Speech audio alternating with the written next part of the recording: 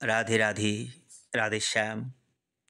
প্রিয় ভক্তজন, সুধীজন, জ্ঞানীজন ও আমার ধর্মশীলা কল্যাণিয়া মাতৃগণ, সকল ভক্তচরণে সশ্রদ্ধ দণ্ডবৎ প্রণতি।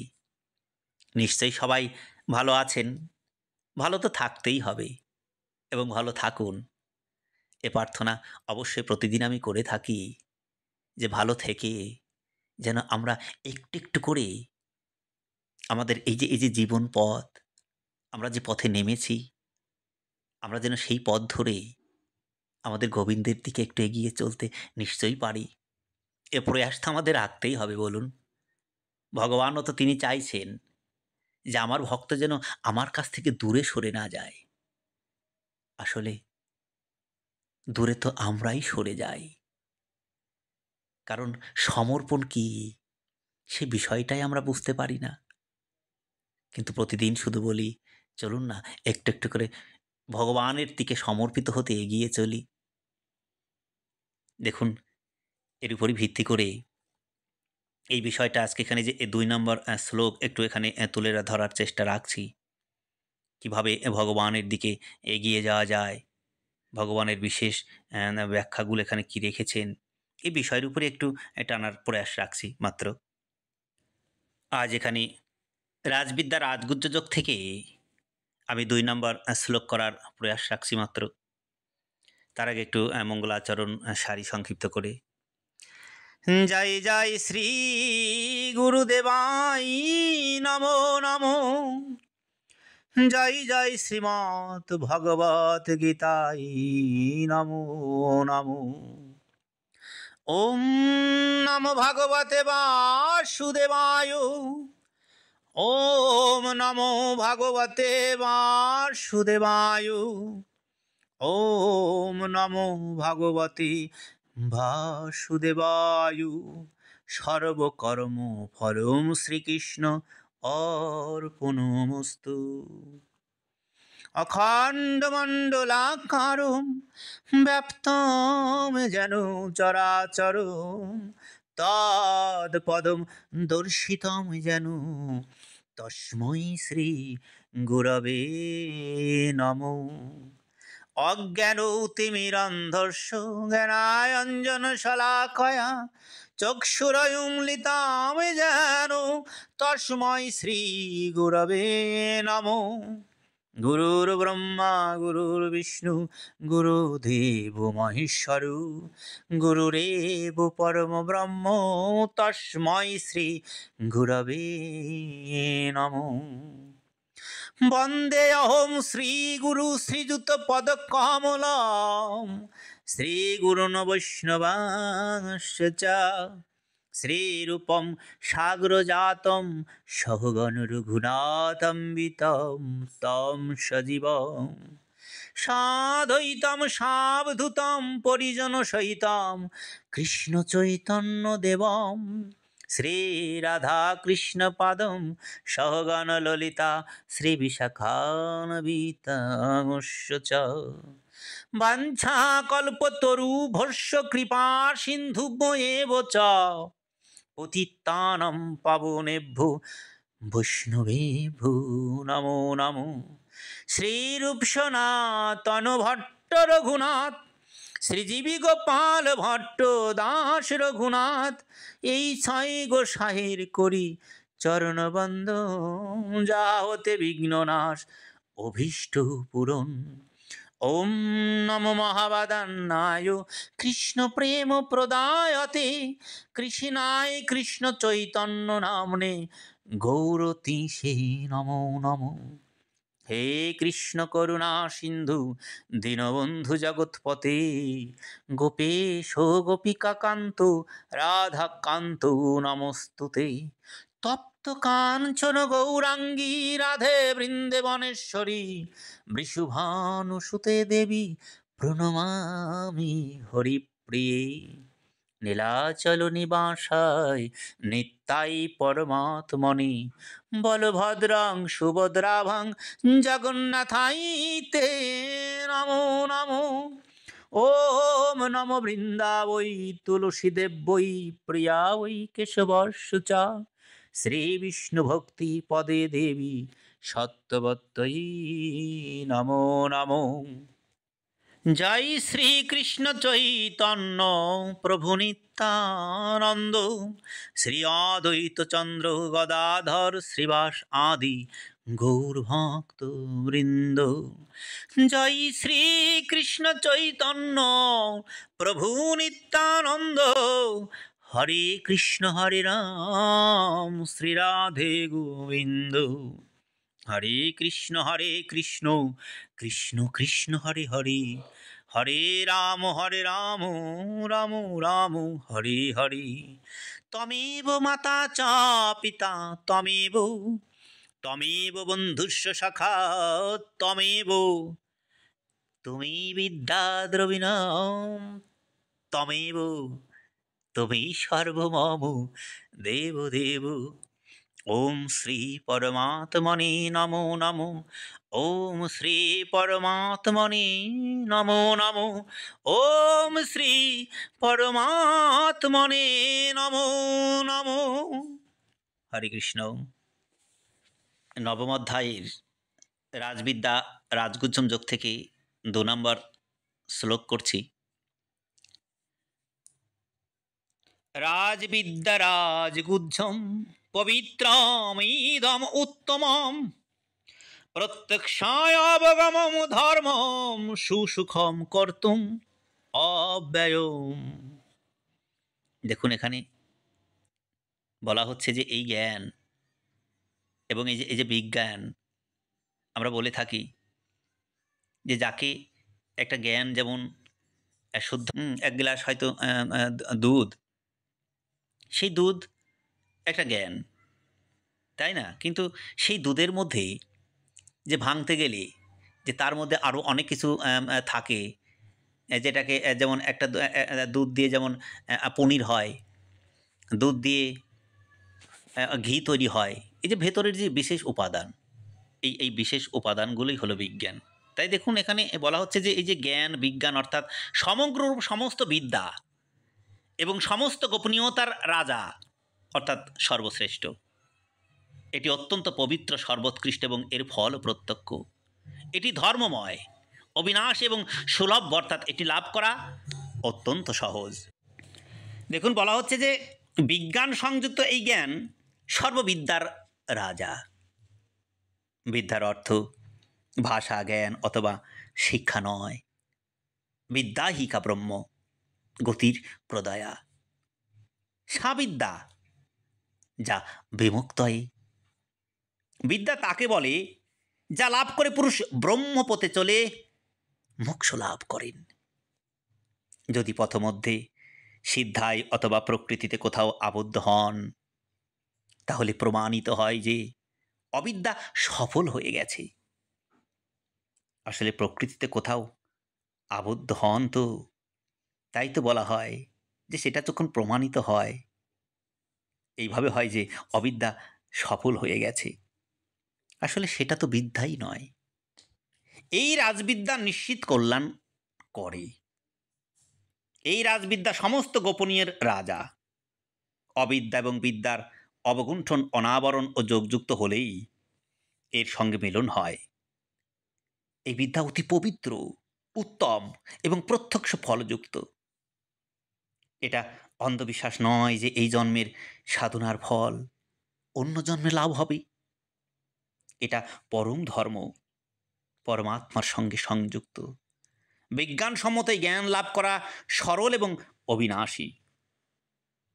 তাই তো দেখুন, শ্রীকৃষ্ণ ভগবান বললেন, অর্জুন, প্রথমে তো কর্ম কি তা বোঝা আবশ্যক, এবং বুঝবার পরে সামান্য সাধন করে থাকলেও তা কোনো জন্মে কখনো বিনাশ হয় না, বরং ওই সামান্য অভ্যাসের প্রভাবে প্রত্যেক জন্মে তাঁরই আচরণ করেন এবং অনেক জন্মের সাধনার পরিণামস্বরূপ সেখানেই পৌঁছে যান, যার নাম পরম গতি অর্থাৎ পরমাত্মা। যোগেশ্বর শ্রীকৃষ্ণ এই সাধনার সম্বন্ধেই এখানেও বলেছেন যে এই সাধন করা খুব সহজ এবং অবিনাশী, পরন্তু এর জন্য শ্রদ্ধা নিতান্ত আবশ্যক।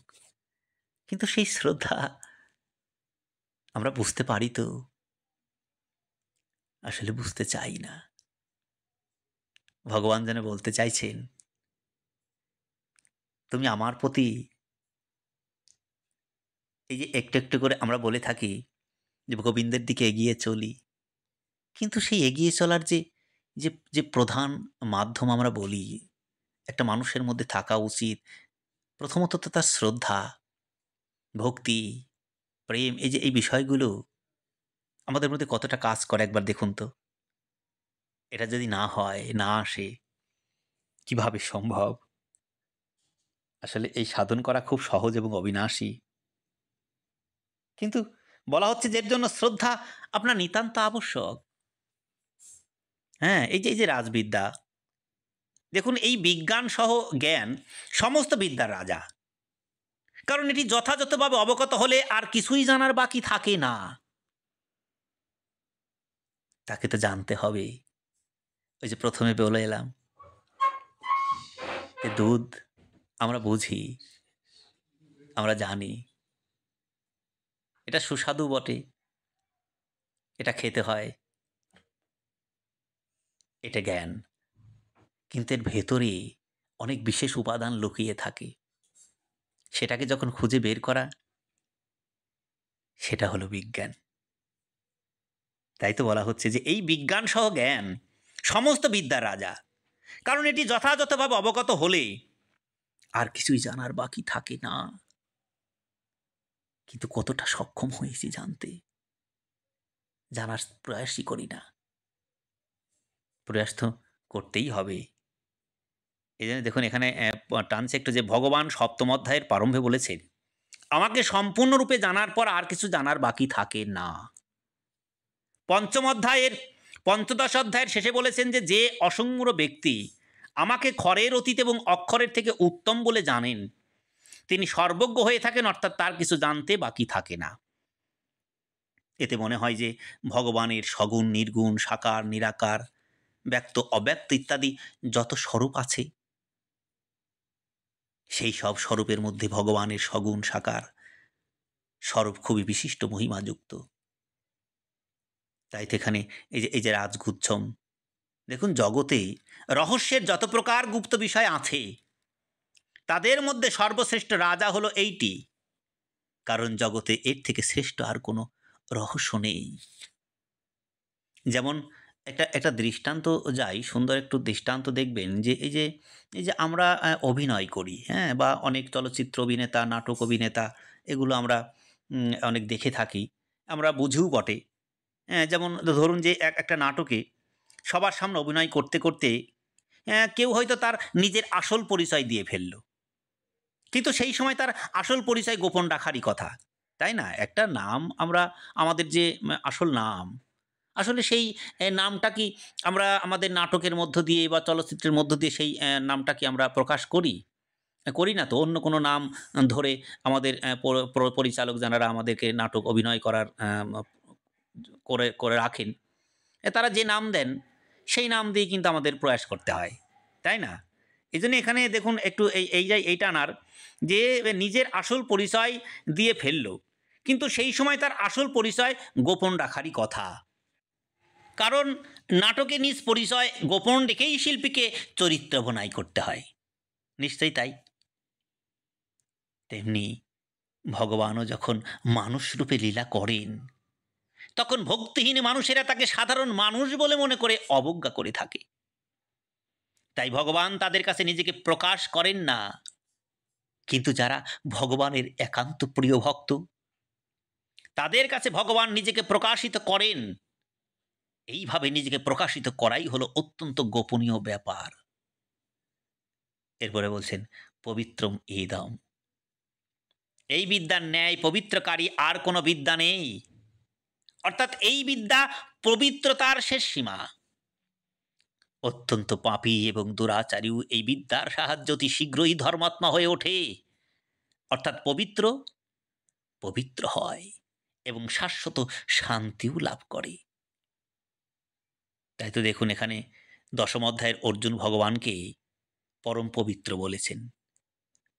পবিত্রম পরমম ভবান, আবার চতুর্থ অধ্যায় ভগবান জ্ঞানকে পবিত্র বলেছেন, ন হি জ্ঞানেন সদৃশং পবিত্রম ইহ বিদ্যতে। আবার এখানে রাজবিদ্যা, রাজগুজ্জম ইত্যাদি ৮টি বিশেষণের দ্বারা বিজ্ঞান সহ জ্ঞানকে পবিত্র বলে জানিয়েছেন। তাহলে কি বোঝা যায়? এই যে শ্লোকটা, আসলে শ্লোকের ভেতর থেকে কি উঠে আসে, টিকাকার কি বোঝাতে চেয়েছেন, সেই বিষয়টা যদি না বুঝতে পারি, তাহলে কিন্তু আমাদের সেই এগোনো হবে না, এগোতে পারবই না। আমাদের মূল বিষয়টুকু আমাদের এই ভেতর থেকে নিতে হবে, যেখানে কি বলতে চাইছেন। এই যে শ্লোকের এই যে বিষয়টা, আসলে এখানে বলা হচ্ছে যে ৮টি বিশেষণ আমাদের এই শ্লোকের মধ্যে থেকে পাই আমরা, হ্যাঁ, পেয়ে থাকি। হ্যাঁ, এইগুলোই আমাদের একটু করে ভাবতে হবে, জানতে হবে যে আসলে বিষয়টা কি।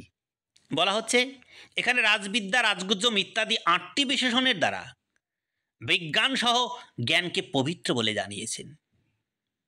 এর তাৎপর্য তো এটাই হতে পারে যে পবিত্র পরমাত্মার যেমন নাম, রূপ, লীলা, ধাম, স্মরণ, কীর্তন, হ্যাঁ, অনেক জপ, ধ্যান ইত্যাদি সবই পবিত্র, অর্থাৎ ভগবৎ সম্বন্ধীয় যা কিছু তা সবই অতিশয় পবিত্র এবং প্রাণীমাত্রেরই পবিত্র কারক। এরপরে টানছেন উত্তমম, এটি সর্বশ্রেষ্ঠ। এর সমকক্ষ আর কোনো বস্তু, ব্যক্তি, ঘটনা, পরিস্থিতি ইত্যাদি নেই। এটি শ্রেষ্ঠত্বের শেষ সীমা, কারণ এই বিদ্যার দ্বারাই ভক্ত সর্বশ্রেষ্ঠ হয়ে ওঠে। এত শ্রেষ্ঠ হয় যে আমিও তার আদেশ পালন করে থাকি। ভগবান কি বলতে চাইছেন? ভগবান বলতে চাইছেন যে এত শ্রেষ্ঠ হয় যে আমিও তার আদেশ পালন করে থাকি। বিজ্ঞান সহ এই জ্ঞানকে জেনে যেসব ব্যক্তি এটি অনুভব করে, তাদের উদ্দেশ্য করে ভগবান বলেছেন যে তারা আমাতে অবস্থিত এবং আমি তাদের মধ্যে অবস্থিত। মই তে তেষু চ অপি অহম, অর্থাৎ তারা আমাতে তদগত হয়ে আমারই স্বরূপ লাভ করে থাকে। এই জন্য এর পরে বলছেন প্রত্যক্ষ অবগমম, এর ফল প্রত্যক্ষ। যে ব্যক্তি এটিকে যত জানবে সে ততই নিজের মধ্যে বিশিষ্টতা অনুভব করবে। এটি সম্পূর্ণভাবে অবগত হলেই পরম গতি লাভ হয়। এই হলো এর প্রত্যক্ষ ফল। কি বলা হচ্ছে? এর ফল হয়ে থাকে প্রত্যক্ষ। কর্মযোগের দ্বারা শান্তি, জ্ঞানযোগের দ্বারা মুক্তি এবং ভক্তিযোগের দ্বারা প্রেম প্রত্যক্ষভাবে প্রাপ্ত হয়ে থাকে। ভগবানের শরণাগত হলেই নির্ভয়তা, নিঃশকতা, নিশ্চিন্ততা, নিঃশঙ্কতা প্রত্যক্ষরূপে প্রাপ্ত হয়ে থাকে। স্বস্বরূপের সত্তা, স্ফূর্তি যেমন সৎ এবং চিৎ, নিজ অনুভবের জ্ঞানও প্রত্যক্ষ হয়ে থাকে। এই বিষয়গুলো একটু এভাবেই টেনে যদি ভগবানের দিকে এগিয়ে যেতে পারি, এর চাইতে আর বড় কি হতে পারে আমাদের জীবনে, বলুন তো? এরপরে টানা হচ্ছে ধর্মম, এটি ধর্মময়। পরমাত্মা প্রাপ্তির লক্ষ্য রেখে নিষ্কামভাবে যত কর্তব্য কর্ম করা হয় তা সবই ধর্মের অন্তর্গত। অতএব এই বিজ্ঞান সহ জ্ঞান সকল ধর্মের দ্বারা পরিপূর্ণ, অর্থাৎ ধর্মময়। দ্বিতীয় অধ্যায়ের কথা একটু বলি। দেখুন, দ্বিতীয় অধ্যায়ে ভগবান অর্জুনকে বলেছিলেন যে এই ধর্মময় যুদ্ধ ব্যতীত ক্ষত্রিয়ের কাছে অন্য কোনো সাধনই শ্রেয়স্কর নয়। এর দ্বারা প্রমাণিত হয় যে নিজ নিজ বর্ণ, আশ্রম ইত্যাদি অনুযায়ী শাস্ত্রবিহিত যত কর্তব্য কর্ম আছে তা সবই ধর্মময়। তাছাড়া ভগবৎ প্রাপ্তির যতগুলি সাধন আছে এবং ভক্তদের যত লক্ষণ আছে, ভগবান সেগুলিকেও ধর্মামৃত নামে অভিহিত করেছেন। অর্থাৎ এগুলির দ্বারা ভগবৎ প্রাপ্তি হয় বলে এগুলো ধর্মময়। কি বলা হচ্ছে? এটি ধর্মরহিত নয়, বরং ধর্মময়, ধর্মের দ্বারা অতপ্রতভাবে জড়িত। এই সত্য জানলে মনুষ্য জীবন সফল হয়ে যায়। অর্থাৎ মানুষকৃত কৃত্য জ্ঞাত, জ্ঞাতব্য এবং প্রাপ্তব্য হয়। এরপরে বলছেন অব্যয়ম, কখনো বিন্দুমাত্র ক্ষয় এর হয় না, তাই এটি অবিনাশী। ভগবান তার ভক্তদের সম্বন্ধেও বলেছেন যে আমার ভক্তের কখনো বিনাশ বা পতন হয় না। ওই যে মে ভক্ত প্রণশ্যতি, প্রকৃতপক্ষে এটিই হলো বিনাশ এবং চরম তত্ত্ব। এরপরে আর কিছুই নেই। আর লাস্টে বলছেন কর্তুম সুসুখম, এটি করা অত্যন্ত সহজ। পত্র পুষ্প ফল জল ইত্যাদি বস্তুসমূহ ভগবানের বলে মনে করে তাকে প্রদান করা কত সহজ, তাই না? আসলে বস্তুগুলো নিজের বলে মনে করে ভগবানকে প্রদান করলে ভগবান তা অনন্ত গুণ করে ফিরিয়ে দেন। আর সেগুলি যদি ভগবানেরই মনে করে ভগবানকে অর্পণ করা হয়, তাহলে ভগবান নিজেকেই বিলিয়ে দেন। এতে পরিশ্রমের কি আছে? এতে তো শুধু নিজের ভুল শোধরানো হয়। আমাকে লাভ করা সহজ ও সরল। ভগবান বলছেন আমাকে লাভ করা সহজ ও সরল, কারণ আমি সব স্থানে থাকায় এখানেও অবস্থিত আছি, সর্বকালীন হওয়ায় এখনও আছি। যা কিছু দেখা শোনা ও বোঝা যায় সে সবে আমি অবস্থিত। যত মানুষ আছে আমি তাদের এবং তারা আমার, কিন্তু আমার দিকে দৃষ্টি না দিয়ে প্রকৃতির দিকে দৃষ্টি রাখলে তারা আমাকে লাভ না করে বারংবার জন্ম মৃত্যু চক্রে আবর্তিত হয়। এরা যদি আমার প্রতি সামান্যতম দৃষ্টি ফেরায়, তাহলে তারা আমার অলৌকিত্ব অবিশ্বত্ব দেখতে পায় এবং তাদের যে প্রকৃতির সঙ্গে কোনো সম্বন্ধ নেই, আমার সঙ্গে তাদের ঘনিষ্ঠ সম্বন্ধ সেটি অনুভব করে থাকে। এই বিষয়গুলো বুঝতে গেলে নিজেকে তো সেই পথের পথিক অবশ্যই বানাতে হবে। আর এটা ছাড়া কিভাবে সম্ভব? এইভাবেই একটু একটু করে আমরা এগিয়ে চলার চেষ্টা নিশ্চয়ই করব। হরি ওম তৎসৎ, হরি ওম তৎসৎ, হরি ওম তৎসৎ। ঈশ্বর সবাইকে মঙ্গল করুন। ওম শান্তি, ওম শান্তি, ওম শান্তি।